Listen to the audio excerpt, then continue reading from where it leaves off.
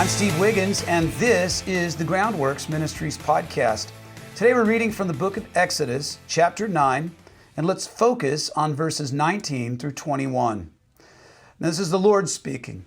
Every person that is in the field and not brought inside will die when the hail falls on them.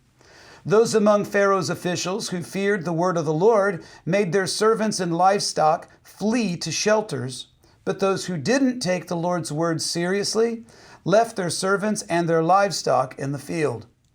This is the first indication that God's warnings are having a salutary effect on the Egyptians. That's a big word, meaning, hey, this is starting to work on the Egyptians. They're starting to get it, even though their king doesn't get it. While Pharaoh may have been choosing to harden his heart, some of his subjects, even a few of his officials, were more than willing to consider the Hebrew God's threats.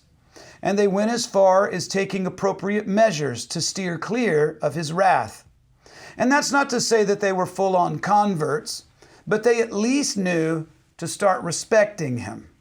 And this passage reminds us of the general attitude in the secular workplace. Most managers don't care about the Lord, so they don't heed the Bible's message of the importance of resting.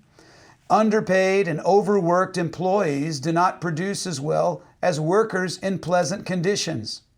And a casual stroll through the average HR department file cabinet will give you a strong indication as to the fallout from disgruntled employees. In contrast, consider Chick-fil-A. Years ago, the founder of that corporation, a follower of Jesus, determined to put his faith where his finances were. And he determined to not work on Sundays. And not only that, but he gave everyone in their company the day off. Now, on the week's busiest restaurant day, Sunday, Chick-fil-A closes its doors. And yet they gross more than their competitors. You see, they honor the Lord, and he honors their faithfulness to his word. Likewise, those officials in Pharaoh's administration who believed God's message, well, they were saved from disaster. The Bible says that when the Exodus occurred, that the Hebrews left Egypt with a large number of foreigners, whom the Bible calls a mixed multitude. So there is no indicator that these particular officials were in that group, but it wouldn't surprise me if some of them were. Have you heard the gospel? And have you witnessed its saving power in the life of someone close to you?